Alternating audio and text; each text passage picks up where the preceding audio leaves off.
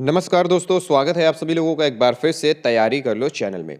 तो दोस्तों ये क्लास है हमारी 13 और टॉपिक का नाम है आधुनिक काल, जिसके अंतर्गत हम देखने वाले हैं प्रयोगवाद व नई कविता। तो दोस्तों इससे पहले भी हमने अपनी 1 से लेकर के 12 तक के जो हमारे एपिसोड थे वो हमने देख लिए थे। अगर आपने उन्हें नहीं देखा है और इसके अलावा दोस्तों हमने उन एपिसोडों के यूनिट वाइज क्वेश्चन आंसर भी देखे थे, प्रश्नोत्तरी देखे थे। अगर आपने उन्हें नहीं देखा है तो सबसे पहले आप क्या करें कि चैनल को सब्सक्राइब कर लें और साथ ही साथ बेल आइकन प्रेस कर लें। दोस्तों हम क्या करते हैं कि बहुत सारे प्रश्न हैं जो कि कम्युनिटी पोस्ट में भी पोस्ट करते हैं। अगर आप चैनल को सब्सक्राइब करने के साथ साथ बेल आइकन प्रेस नहीं करेंगे तो वो क्वेश्चंस आपको देखने को नहीं मिलेंगे। और दोस्तों अगर आपने पिछली वीडियोस, पुराने मॉक टेस्ट या फिर और भी जो हमारे चैनल पर है अभी तक वो नहीं देखा है तो उसके लिए आप चैनल के प्लेलिस्ट में जाएं या फिर वीडियो के डिस्क्रिप्शन में प्लेलिस्ट की लिंक दी हुई है, वहां जाकर आप उन्हें देख सकते हैं। तो चलिए हम शुरुआत करते हैं अपने आधुनिक काल की। टॉपिक का नाम है प्रयोगवाद और नई कविता। प्रयोगवाद युग सन 1943 में तार सप्तक का प्रकाशन होते ही स्पष्ट हो गया कि कविता ने प्रगतिवाद से भिन्न चेतना ग्रहण करना प्रारंभ कर दी है। प्रगतिवाद व छायावाद के विरोध में प्रयोगवाद आया। किसके विरोध में? प्रगतिवाद व छायावाद के विरोध में प्रयोगवाद आया। छायावाद में कोरी भावुकता थी जबकि प्रगतिवाद में शुष्क सामाजिकता। इसके विपरीत प्रयोगवादी कविता अनुभूति और अभिव्यक्ति के सामंजस्य से तैयार होती है। ये जिए तथा भोगे गए सत्यों को उजागर करती है। जैसे कि ऊपर कहा गया है कि प्रयोगवाद की शुरुआत तार सप्तक के प्रकाशन से मानी जाती है। तार सप्तक का संपादन किसने किया था? अज्ञे जी ने सन 1943 ईस्वी में किया था। इसमें 7 कवियों की कविताएं संकलित होती हैं। तार सप्तक, दूसरा सप्तक, तीसरा सप्तक, चौथा सप्तक ऐसे करके था। और इसमें क्या होता था कि 7 कवियों की कविताएं संकलित होती थी। तो यहाँ पे 2 चीजें देखने को मिली कि प्रयोगवाद युग का जो प्रकाश वो है उद्भव या विकास या कब से वो आया, तो वो आया था तार सप्तक के प्रकाशन से, मतलब 1943 से। और तार सप्तक का प्रकाशन मतलब तार सप्तक का संपादन किसने किया था? अज्ञे जी ने किया था। कब किया था? 1943 ईस्वी में। ठीक है। फिर है अज्ञे जी कहते हैं कि हम वादी नहीं रहे। अज्ञे जी कहते हैं कि हम वादी नहीं रहे, ना ही हम अपने महान पूर्ववर्तियों का अनुकरण करना चाहते हैं और ना ही हम चाहते हैं कि कोई हमारा अनुकरण करे। हमें लीक पर चलना पसंद है। तो ये कथन के रूप में पूछ लेता है कि यह कथन किसका है। फिर आगे दिया हुआ है अतः स्पष्ट है कि प्रयोगवाद के जो प्रवर्तक हैं वो अज्ञे जी हैं। अज्ञे जी के अनुसार प्रयोगवादी कवि का मुख्य तथा नई राहों का अन्वेषण, मुख्य तथ्य जो है वो नई राहों का अन्वेषण होता है। तो ये पूछ लेता है नई राहों का अन्वेषण निम्नलिखित में से किसका, मतलब किसके लिए या किसने कहा है? प्रयोगवाद के लिए नई राहों का अन्वेषण किसने कहा है? तो याद रखिएगा अज्ञे जी ने कहा है। अज्ञे जी के अनुसार प्रयोगवादी कवि का मुख्य जो तथ्य है वो नई राहों का अन्वेषण होना चाहिए। ठीक है, आगे बात करते हैं।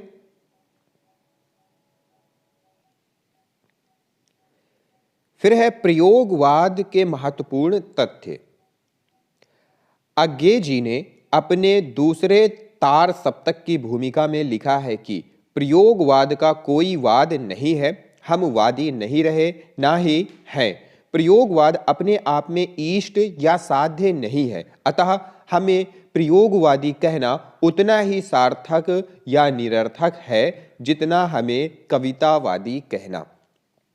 तो ये भी एक कथन के रूप में पूछ लेता है या इनमें से थोड़ी सी चीजें ले लेता है। जैसे कि प्रयोग ये ले लेता है, हम वादी नहीं रहे ना ही हैं। प्रयोगवाद अपने आप में इष्ट है या साध्य नहीं है, इष्ट या साध्य नहीं है।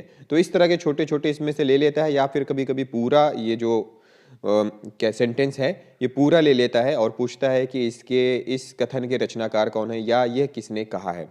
तो याद रखिएगा प्रयोगवाद का कोई वाद नहीं है, हम वाद ही नहीं रहे हैं, ना ही है। प्रयोगवाद अपने आप में इष्ट या साध्य नहीं है, अतः हमें प्रयोगवादी कहना उतना ही सार्थक या निरर्थक है जितना हमें कवितावादी कहना।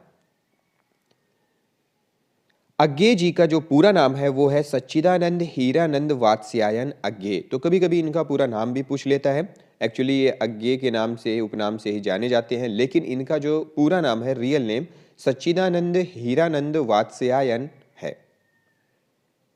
फिर है अस्तित्ववाद ने प्रयोगवाद को सर्वाधिक प्रभावित किया है। अस्तित्ववाद ने प्रयोगवाद को सर्वाधिक प्रभावित किया है। प्रयोगवाद में अस्तित्ववाद, प्रयोगवाद पर अस्तित्ववाद का गहरा प्रभाव था। नई कविता प्रयोगवाद भिन्न होकर एक रूढ़ अर्थ में तब तक प्रयुक्त होने लगी जब सन 1954 इलाहाबाद, मतलब अब प्रयागराज से नई कविता नामक पत्रिका प्रकाशित होने लगी। आरंभ में नई कविता वाले कवि थे, वो प्रयोगवाद से अपना संबंध जोड़ते थे, किंतु प्रयोगवाद पर अज्ञे जी का एकाधिकार था। अज्ञे से प्रयोग के आचार्यों की खटक गई। तब नई कविता की धारा बहुत कुछ अस्तित्ववाद में प्रभावित थी, बहुत कुछ अस्तित्ववाद से प्रभावित थी। नई कविता की प्रभावित, मतलब नई कविता जो थी उस पर क्या था, अज्ञे जी का एकाधिकार था। तो इस वजह से जो और रचनाकार थे उनकी उनसे खटक गई। ठीक है। फिर है नई कविता को प्रभावित करने वाले अस्तित्ववाद से मुख्य टक्कर मार्क्सवाद से थी। तो यहाँ पे भी कंपटीशन था। क्या है कि अब उसमें पूरा जो वर्चस्व था वो अज्ञे जी का था। तो बहुत सारे रचनाकार थे जो कि इस चीज़ से जलते थे, नफरत करते थे कि नहीं, ऐसा नहीं होना चाहिए। तो उसी के चक्कर में यहाँ फिर एक नई कविता का जो विकास हुआ उसको रफ्तार मिली। फिर आगे है प्रयोगवाद की पत्रिका, जन्मदात्री पत्रिका भी कहते हैं। प्रयोगवाद की जन्मदात्री पत्रिका कौन सी है, ये करके प्रश्न पूछा जाता है। प्रयोगवाद का प्रमुख स्वर प्रतीक पत्रिका से प्रकाशन के साथ सुनाई दिया। तार सप्तक नामक काव्य संग्रह के प्रकाशित होने के उपरांत प्रयोगवाद की आलोचनाएं विभिन्न दृष्टिकोण से की गई, किंतु स्वयं प्रयोगवादी कविता का पथ प्रदर्शन करने वाले अज्ञे ने प्रयोगवादी कवियों के संबंध में लिखा। क्या लिखा? किसी एक स्कूल के नहीं, किसी मंजिल पर पहुंचे हुए नहीं, सभी राही हैं, राही नहीं राहों के अन्वेषी। तो ये कहा था, ये कथन कहा था किसने? अज्ञे जी ने। फिर आगे है, तो अगर ये पूछता है कि जन्मदात्री पत्रिका कौन सी है, तो याद रखिएगा प्रतीक पत्रिका है, जो कि प्रयोगवाद की जन्मदात्री पत्रिका कहलाती है। फिर है रघुवीर सहाय। रघुवीर सहाय अज्ञे द्वारा संपादित दूसरा सप्तक के प्रमुख कवि हैं। रघुवीर सहाय की प्रमुख रचनाएं और काव्य संग्रह कुछ इस प्रकार हैं। इनकी कविता संग्रह है सीढ़ियों पर धूप, हंसो हंसो जल्दी हंसो, लोग भूल गए हैं, कुछ पते, कुछ चिट्ठियां, एक समय था आदि। इनकी कहानी संग्रह है रास्ता इधर से है, जो आदमी हम बना रहे हैं। इनकी निबंध संग्रह है दिल्ली मेरा प्रदेश, लिखने का कारण, उबे हुए सुखी, लहरें और तरंग, अर्थात यथार्थ का अर्थ, भंवर। अनुवाद है इनके शेक्सपियर के नाटक मैकबेथ का इन्होंने अनुवाद किया था किस नाम से? बर्नम वन के नाम से। ठीक है, बर्नम वन के नाम से इन्होंने शेक्सपियर के नाटक मैकबेथ का अनुवाद किया था। तार सप्तक के प्रकाशित, मतलब तार सप्तक कौन कौन से थे, कब कब प्रकाशित हुए, तार सप्तक का प्रकाशन देखते हैं। पहला है तार सप्तक, जिसे कहा गया था, प्रथम सप्तक को तार सप्तक के नाम से जाना जाता है। इसका समय है 1943 ईस्वी और इसके प्रमुख कवि हैं नेमिचंद्र जैन, गजानन माधव मुक्तिबोध, भारत भूषण अग्रवाल, प्रभाकर माचवे, गिरिजा कुमार माथुर, रामविलास शर्मा और अज्ञे। ठीक है। फिर अगला है दूसरा तार सप्तक 1951 ईस्वी के समय यह प्रकाशित हुआ था। इसके प्रमुख जो रचनाकार हैं, जो कवि हैं, वो हैं भवानी प्रसाद मिश्र, शकुंतला माथुर, हरि नारायण व्यास, शमशेर बहादुर, नरेश मेहता, रघुवीर सहाय, धर्मवीर भारती। तो दोस्तों इस पे प्रश्न ये पूछता है कि निम्नलिखित में से कौन सा कवि तार सप्तक का नहीं है, या कौन सा कवि तार सप्तक का है या नहीं है का जब भी आप उत्तर दे पाएंगे जब तक आपको पता नहीं होगा कि कौन सा कवि किस सप्तक का है। फिर तीसरा सप्तक है 1959। इसके प्रमुख कवि हैं प्रताप नारायण त्रिपाठी, कुंवर नारायण, कीर्ति चौधरी, केदारनाथ सिंह, मदन वात्स्यायन, विजय देव नारायण शाही और सर्वेश्वर दयाल सक्सेना। तो हर उसमें 7-7 कवि थे, ठीक है। फिर है चौथा सप्तक 1979, 79। इसके प्रमुख कवि हैं अवधेश कुमार, राम कुमार कुंभज, स्वदेश भारती, नंदकिशोर आचार्य, सुमन राजे, श्रीराम शर्मा, राजेंद्र किशोर। अब देख लेते हैं दोस्तों इनकी ट्रिक, कैसे याद करें इन कवियों को। तार सप्तक के कवियों को याद करने की ट्रिक है, पहला है जो तार सप्तक है उसके कवियों को याद करने की ट्रिक है अमूने गिरा प्रभा। अब यार अपने से कुछ बना लेना, क्या है कि जो मेरे से समझ में आया वो मैंने यहाँ पे लिख दिया, ठीक है। अब इस हिसाब से कवियों का नाम देख लेते हैं। आ से हो गया अज्ञे, मु से हो गया मुक्तिबोध, ने से हो गया नेमी चंद्र जैन, गी से हो गया गिरजा कुमार माथुर, रा से हो गया राम विलास शर्मा, प्रा से हो गया प्रभाकर माचवे और भा से हो गया भारत भूषण अग्रवाल, ठीक है। फिर दूसरा तार सप्तक है जिसकी ट्रिक है शाह भर सनद। अब इसके कवियों के नाम देख लेते हैं। शाह से हो गया शमशेर बहादुर, हा से हो गया हरि नारायण व्यास, भा से हो गया भवानी प्रसाद मिश्र, रा से हो गया रघुवीर सहाय, सा से हो गया शकुंतला माथुर, ना से हो गया नरेश मेहता और दा से हो गया धर्मवीर भारती। फिर है तीसरा तार सप्तक की ट्रिक है के कुकी विप्र सम। अब इस हिसाब से इसके कवियों के नाम देख लेते हैं। के से हो गया केदारनाथ सिंह, कु से हो गया कुंवर नारायण, की से हो गया कीर्ति चौधरी, वी से हो गया विजय देव नारायण शाही, प्रा से हो गया प्रयाग नारायण त्रिपाठी और सा से हो गया सर्वेश्वर दयाल सक्सेना और अंत में मा से हो गया मदन वात्स्यायन।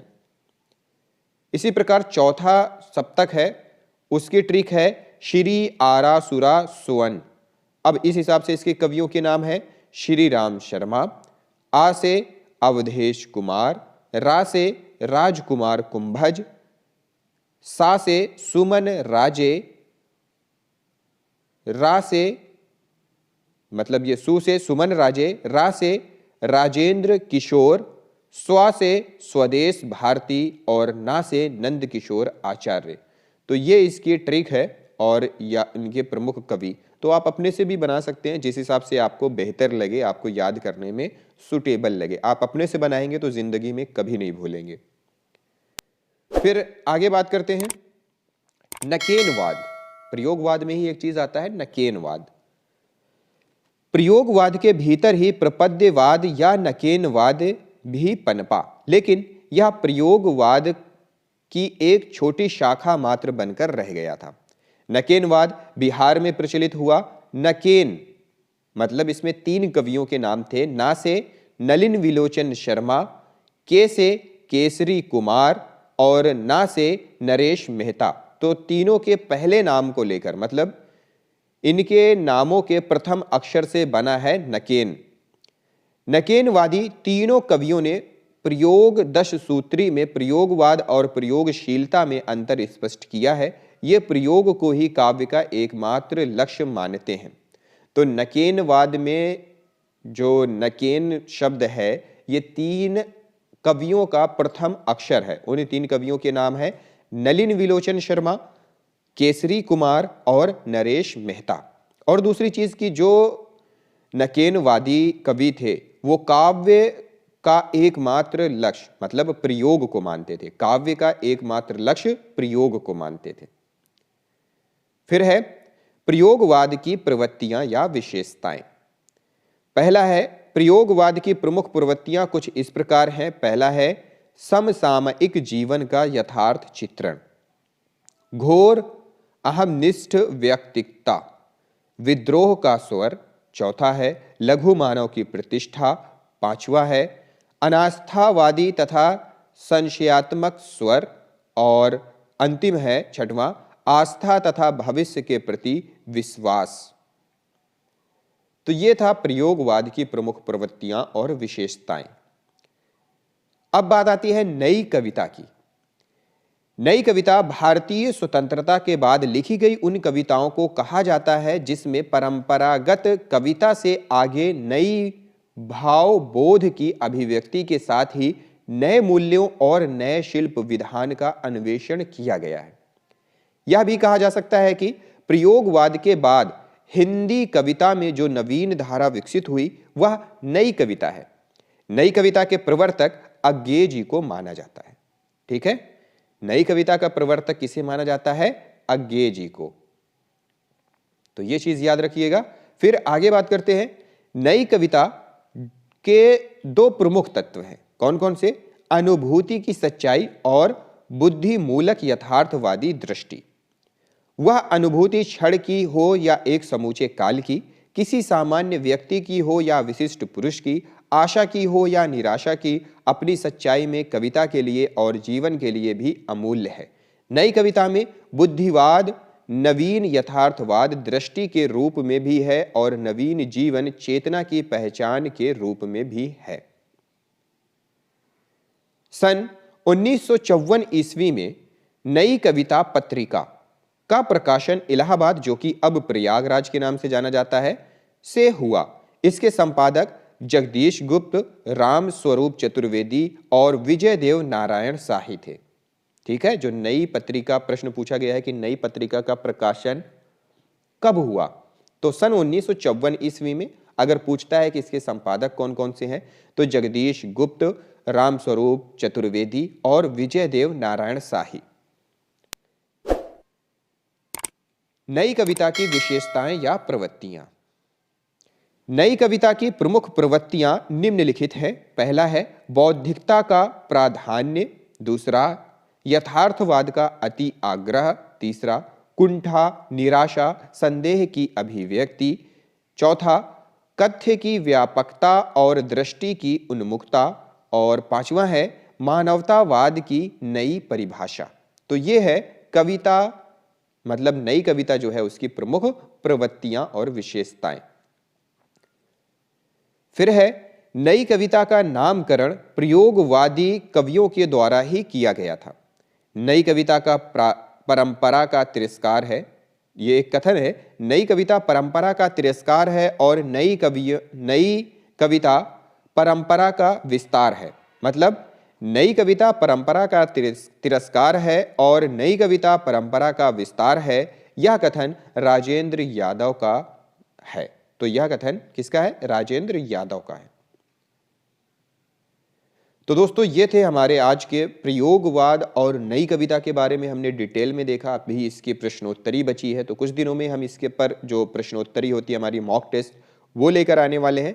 और दोस्तों जो हमारा अगला टॉपिक है वो है हिंदी गद्य साहित्य का टॉपिक स्टार्ट होगा। यूनिट है हिंदी गद्य साहित्य, जिसके अंतर्गत हम पढ़ने वाले हैं निबंध और भी जितनी गद्य जो हमारी विधाएं हैं उन पर हम एक एक वीडियो, एक एक टॉपिक लेकर आने वाले हैं। तो पूरी वीडियो के साथ बने रहिएगा। और दोस्तों कोई भी प्रॉब्लम अगर आपके साथ हो रही हो, सपोज आपका पढ़ाई में मन नहीं लग रहा है, आप पढ़ नहीं पा रहे हैं, पढ़ रहे हैं तो याद नहीं हो रहा है, या फिर आप नोट्स कैसे बनाएं, कैसे अपनी स्ट्रेटेजी बनाएं, इन सारी चीज़ों को अगर आप शेयर करना चाहते हैं तो हमारे व्हाट्सएप नंबर पर आप शेयर कर सकते हैं।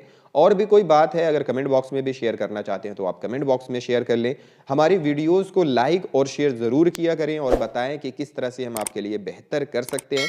तो दोस्तों मिलते हैं अगली वीडियो में अगले टॉपिक के साथ। इस वीडियो को देखने, लाइक और शेयर करने के लिए आप सभी लोगों का बहुत बहुत धन्यवाद।